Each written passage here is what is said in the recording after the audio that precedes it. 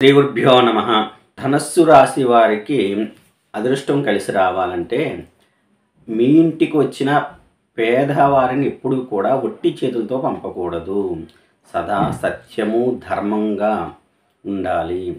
పసుపు పచ్చని రుమాలు ఎప్పుడూ మీ దగ్గర ఉండే విధంగా చూసుకోండి. అలాగే అబద్ధం అనేది ధనుర్రాశి వారు అబద్ధం ఆడకూడదు. ఎవ్వరిని కూడా మోసము చేయకూడదు. గురువార వ్రతాన్ని చేసుకుంటే గనక ధనుర్రాశి వారికి అదృష్టం కలిసి వస్తుంది. వెండి గిన్నెలో పసుపు వేసి మీ పూజా మందిరంలో పెట్టుకుంటే ధనుసు రాశి వారికి అదృష్టం కలిసి వస్తుంది. గరుడ పురాణాన్ని ఎప్పుడూ కూడా పఠిస్తూ ఉండాలి. పారాయణ చేస్తూ ఉంటే కనుక వీరి కుటుంబానికి కూడా మంచి జరుగుతుంది. పసుపు రంగు వస్త్రం ధరించి మీ నూతనంగా మొదలుపెట్టే ఏదైనా పని కనుక చేసుకుంటే కనుక అది విజయవంతం అవుతుంది.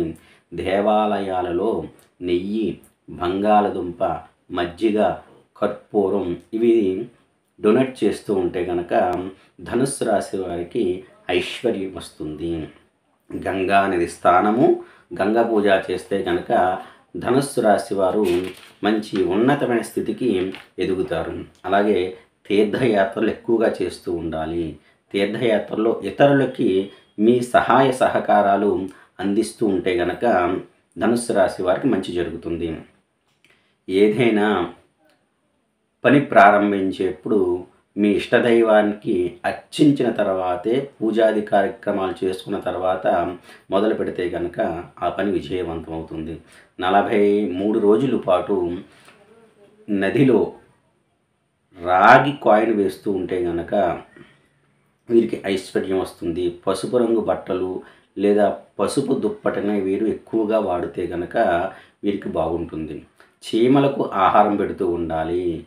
హరివంశ పురాణం వింటే కనుక వీరికి అదృష్టం కలిసి వస్తుంది.